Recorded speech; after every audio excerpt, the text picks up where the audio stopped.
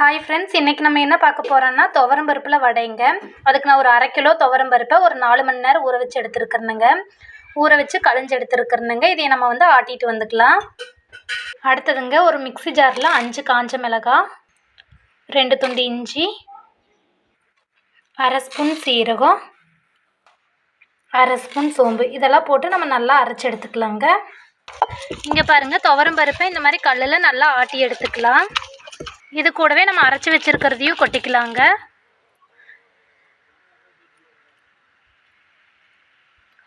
கொட்டி எல்லாத்தையும் சேர்த்து நம்ம நல்லா அரைச்சிக்கலாம். இந்த அளவுக்கு நல்லா ஆட்டி எடுத்துக்கலாங்க. ரொம்ப நைஸாகவும் இருக்கக்கூடாது, ரொம்ப தருதருன்னு இருக்கக்கூடாதுங்க. இது கூடயே நான் 2 பெரிய வெங்காயம், 2 பச்சை மிளகாயை பொடி பொடியாக அரிஞ்சு எடுத்துருக்கிறேனுங்க. இது கூடவே ஒரு கொத்து கருவேப்பிலைங்க, ஒரு கைப்பிடி அளவுக்கு கருவேப்பிலையும் நல்லா பொடி பொடியாக அரிஞ்சு எடுத்துருக்கிறேனுங்க.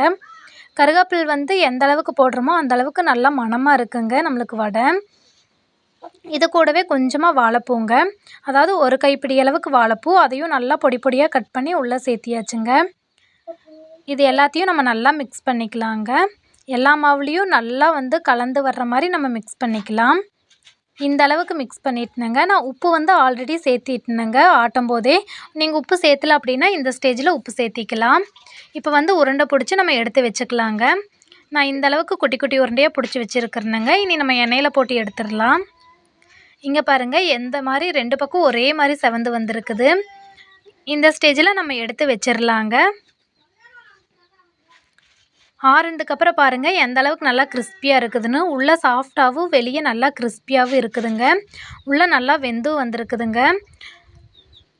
துவரம் பருப்பில் நீங்கள் ஒரு டைம் ட்ரை பண்ணி பாருங்கள். இந்த மாதிரி சூப்பராக இருக்கும் வடை.